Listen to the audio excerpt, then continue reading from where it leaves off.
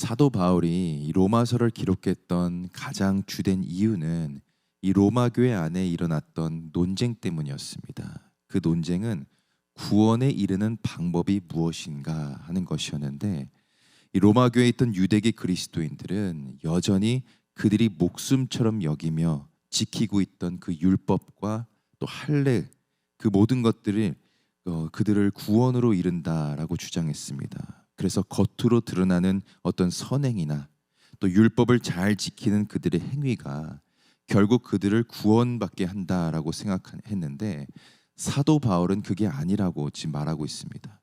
인간의 노력이나 공로로 받는 것이 아니고 구원은 전적인 하나님의 영역인 것이고 하나님의 주권이라고 말합니다. 그러니까 하나님의 구원 역사는 하나님의 예정 안에서 이루어지는 것이기 때문에 예수 그리스도를 믿고 구원받는 것도 다 하나님의 섭리라는 것입니다. 그런데 사도 바울이 이렇게 주장은 했지만 그를 끊임없이 괴롭게 했던 질문이 하나가 있었습니다.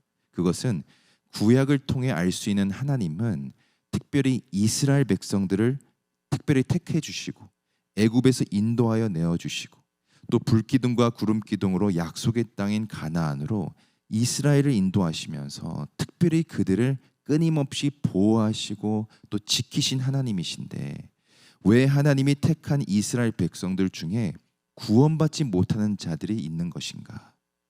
하나님께서 선민 이스라엘로 택하셔서 그들을 구원하기로 계획하셨다면 한 사람도 빠짐없이 다 구원받아야 하는데, 행위로 구원받는다고 주장하는 자들은 어째서 구원에 이르지 못하는 것인가?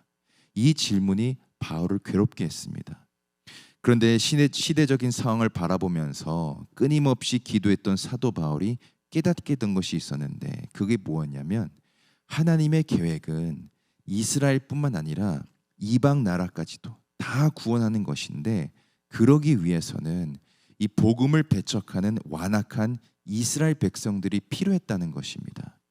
사도 바울은 이것을 하나님의 비밀이라고 표현했습니다. 그래서 오늘 말씀 25절에 보게 되면, 형제들아 너희가 스스로 지혜 있다함을 면키 위하여 이 비밀을 너희가 모르기를 내가 원치 아니하노니, 이 비밀은 이방인의 충만한 수가 들어오기까지 이스라엘의 덫은 완악하게 된 것이라.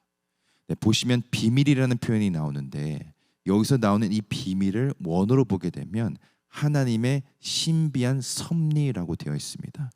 그러니까 하나님의 구원 사역에는 하나님의 그 신비한 섭리가 들어있는데, 이방 나라까지 구원하기 위해 25절 끝에 나오는 것처럼 이스라엘의 덫은 완악하게 되었다라고 되어 있습니다. 그러니까 전 인류를 구원하기 위해 하나님께서 택하신 이스라엘 중에는 더러 완악한 자들이 있었는데, 그것은 철저한 하나님의 그 신비한 섭리 안에서 이루어졌다는 것입니다. 우리가 이 말씀을 이해하기 위해서는 초대교회의 모습을 우리가 좀 돌아보면 되는데, 이 초대교회는 서로 함께 이 공동체로 살면서 기도와 말씀에 힘쓰는 공동체였습니다. 그래서 날마다 성도들의 숫자가 늘어났고, 그로 인해 이 초대교회는 크게 성장을 하게 됩니다. 근데 이렇게 부흥을 경험할 때 동시에 무슨 일이 일어났는가? 엄청난 핍박도 함께 따랐다는 것입니다. 그들을 핍박하고 받게 했던 사람들은 다른 사람들이 아니라 바로 선민으로 택함 받았던 이 유대인들이었습니다. 그들은 믿음으로 구원받는다고 주장하는 자들한테 율법과 할례만이 구원에 이르게 된다라고 말하면서, 율법을 잘 모르고 또 할례를 받지 않았던 초대교회 이방인들을 모지게 핍박하고 박해했습니다. 심지어 당시 성령과 믿음의 사람이라고 인정받으면서 초대교회에서 귀하게 쓰임받았던 스데반이라는 사람은 돌로 쳐서 죽이는 일까지 일어나게 되었습니다. 근데 여러분, 이 사건으로 인해 어떻게 되는가? 초대교회가 각지로 흩어지게 되는데, 아이러니하게도 그리스도인들이 흩어지면서 이 공동체가 깨지거나 없어진 게 아니라 오히려 이 흩어진 그리스도인들로 인해 더 많은 이방인들이 복음 앞으로 나오게 되었다는 겁니다. 초대교회 입장에서 보면 유대인들의 핍박과 박해는 그들을 괴롭게 하고 또 힘들게 하는 일이었지만, 결국 그 핍박으로 인해 그리스도인들은 더 많이 늘어나게 되고 더 많은 이방인들까지 복음을 알게 되었다는 것입니다. 그래서 오늘 말씀에서 25절에 보면 사도 바울이 이방인의 충만한 수가 들어오기까지 이스라엘의 덫은 완악하게 된 것이다 말하고 있습니다. 이것이 하나님 구원 사역의 신비한 그 섭리이고 이 안에 하나님의 그 비밀, 영적인 비밀이 들어있다는 것입니다. 로마 교회 성도들은 하나님이 혹시 실수하신 것이 아닌가, 어떻게 선민 이스라엘 중에 구원받지 못하는 자들이 있을 수 있는가 의심하고 있을 때 모든 것이 하나님의 계획이고 그 신비한 섭리라고 지금 이 사도 바울이 말하고 있는 것입니다. 여러분, 우리도 때론 우리에게 일어나는 일들이나 또 세상에서 일어나는 일들 중에 이해하기 힘들 일을 보게 될 때가 있습니다. 전혀 예상치 못한 일을 만나기도 하고 아니면 예수님 잘 믿는 가정에 큰 어려움이 오는 것을 보면서 혹시 하나님께서 실수하신 것이 아닌가 이런 마음이 들 때가 있습니다. 근데 오늘 사도 바울이 말하고 있는 것은 하나님만 아시는 하나님의 신비한 섭리가 있다는 것입니다. 우리는 알 수 없고 감히 상상조차 할 수 없지만 가장 선한 길로 인도하고 계시는 하나님의 그 섭리인 것이고 결국 하나님 안에서 모든 것이 합력하여 선을 이루게 된다는 것입니다. 그렇기 때문에 우리가 가져야 할 믿음이 무엇인가? 첫 번째는 하나님은 실수가 없으신 하나님이시라는 겁니다. 오늘 본문 29절을 다시 읽어보면 하나님의 은사와 부르심에는 후회하심이 없느니라 말씀합니다. 보시면 후회하심이 없다라고 나오는데 이것을 원어로 보게 되면 취소할 수 없다, 변경할 수 없다라고 되어 있습니다. 쉽게 말해서 하나님의 은사와 부르심에는 취소가 필요 없고 변경이 필요 없는 실수가 없다는 것입니다. 모든 것이 하나님의 그 완벽한 계획과 또 섭리 안에서 이루어지고 있다는 것을 말해주고 있습니다. 여러분, 요즘 우리가 세상을 보게 되면 참 혼란스럽다는 생각을 많이 하게 됩니다. 하나님은 실수가 없으신 하나님이시고 우리는 그 진리를 따라가고 있는 사람들인데 우리가 사는 이 세상을 보게 되면 계속해서 진리가 없다라고 말합니다. 모든 것이 변할 수 있고 언제든 바뀔 수 있다고 생각합니다.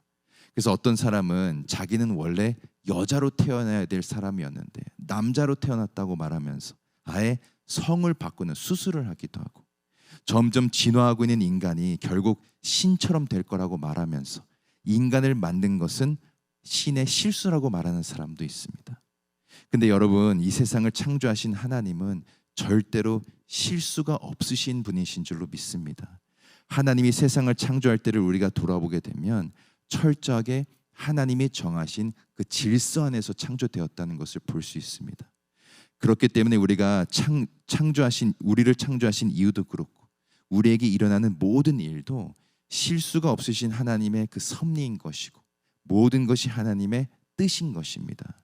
그것이 흔들리게 되면 우리의 신앙의 근간이 흔들리게 되는 것이고 진리가 아닌 비진리를 우리가 쫓아가게 되는 것입니다. 가장 선한 것으로 주시는 하나님을 붙들고 모든 것이 하나님의 섭리라는 것을 믿을 때 우리에게 일어나는 모든 일들이 믿음 안에서 해석이 되고 그로 인해 더욱더 하나님의 주권을 붙드는 삶으로 나아가게 될 줄로 믿습니다. 두 번째로 우리가 가져야 할 믿음이 무엇인가? 33절 말씀을 읽어보겠습니다. 깊도다 하나님의 지혜와 지식에 부요하며 그의 판단은 측량치 못할 것이며 그의 길은 찾지 못할 것이로다. 먼저 하나님의 지혜와 지식과 부요함이 깊다라고 말하고 있는데 여기서 깊다라는 것은 무한하다라는 의미를 가지고 있습니다. 그러니까 하나님을 무한하신 하나님으로 믿어야 된다는 겁니다.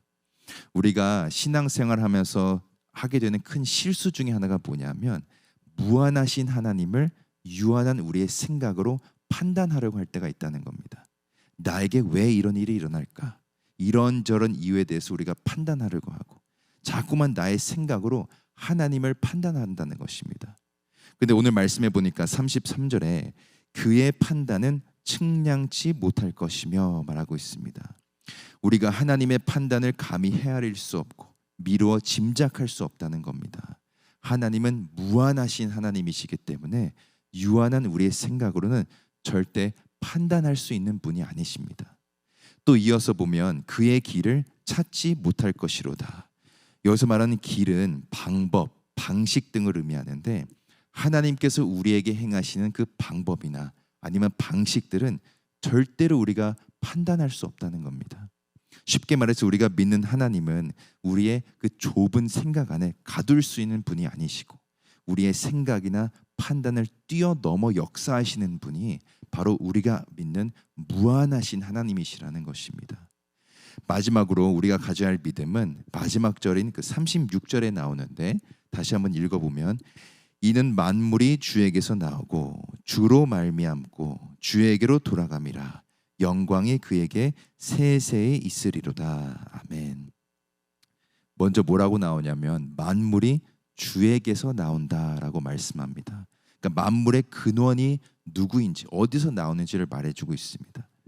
여러분, 세상은 진화론을 믿습니다. 그러니까 사람도 원래는 원숭이였는데 점점 진화해서 지금의 모습이 되었다는 것입니다. 근데 하나님을 믿는 그리스도인들은 진화론이 아니라 창조론을 믿습니다. 이 세상이 그저 우연히 생겨난 것이 아니라 누군가의 계획으로 인해 창조되었다는 것을 믿습니다. 오늘 본문은 우주 만물이 누구로부터 창조되었는지를 명확하게 밝혀주고 있습니다. 만물의 주에게서 나오고, 그러니까 하나님이 만물의 근원 되신다는 것이고 모든 것이 하나님으로 인해 창조되었다는 것입니다. 그리고 이어서 36절을 보게 되면 주로 말미암고라고 되어 있는데 이것은 누구누구에 의해서를 뜻합니다. 쉽게 말해서 우주 만물을 하나님께서 창조하셨는데 그 우주 만물은 하나님에 의해서 움직이고 활동하고 보존된다는 것입니다. 그리고 마지막에 보니까 주에게로 돌아감이라. 우주 만물이 하나님으로 인해 창조되었고 하나님에 의해 움직이고 보존되고 있고 결국에 하나님께로 다시 돌아간다는 것입니다. 그러니까 처음부터 끝까지 모든 것이 하나님의 섭리이고 계획이라는 것을 말해주고 있습니다. 그렇기 때문에 우리가 가져야 할 믿음도 우리는 하나님의 뜻과 계획 안에서 창조된 존재이고 지금도 하나님의 의해 우리는 살아가고 있고 결국 하나님이 계신 본향으로 돌아가는 존재라는 것입니다. 우리가 어디서 왔고 어디로 가는지만 우리가 확실히 알고 믿고 붙들면 우리는 절대로 흔들리지 않을 수 있고 진리를 쫓아 살아가는 믿음의 백성들이 될 수 있습니다. 사랑하는 성도 여러분, 우리는 오늘 말씀을 통해 우리가 어떤 믿음으로 살아가야 하는지에 대해서 알 수 있습니다. 하나님은 실수가 없으신 하나님이시고 무한하신 하나님이시고 우주 만물의 주인 되십니다. 오늘도 그 믿음으로 하나님 한 분만 붙들고 의지할 때 하나님이 주시는 그 힘과 능력으로 승리하는 하루가 될 줄로 믿습니다. 그런 은혜가 우리 모두에게 있기를 예수 그리스도의 이름으로 간절히 축원드립니다. 함께 기도하겠습니다. 사랑의 하나님, 오늘도 말씀을 통해 은혜 주시니 감사합니다. 저희들 하나님께로부터 와서 하나님에 의해 살아가고 있고 하나님께로 다시 돌아가게 될 것을 믿습니다. 그 진리를 붙들게 하시고 실수가 없으시고 무한하시고 우주 만물의 주인이신 하나님만 바라보는 저희들 되게 하여 주옵소서. 오늘도 우리 모든 성도님들의 걸음마다 동행하여 주셔서 구원의 감격과 은혜 속에 감사가 넘치는 하루 되게 하여 주시고 하나님께서 가장 선한 길로 인도하고 계심을 믿음의 눈으로 바라보게 하여 주옵소서. 특별히 몸이 아프신 권속들을 위해 기도합니다. 하나님께서 친히 찾아가 주시고 그 몸에 안수하여 주실 때 추위의 광선이 내려오게 하여 주시고 모든 병마가 떠나가는 은혜가 있게 하여 주옵소서. 오늘 하루도 하나님 한 분만 붙들고 의지하오며 살아계신 예수 그리스도의 이름으로 간절히 기도드립니다. 아멘. 주기도문으로 기도회를 마치겠습니다. 하늘에 계신 우리 아버지여, 이름이 거룩히 여김을 받으시오며 나라 임하옵시며 뜻이 하늘에서 이루어진 것 같이 땅에서도 이루어지이다.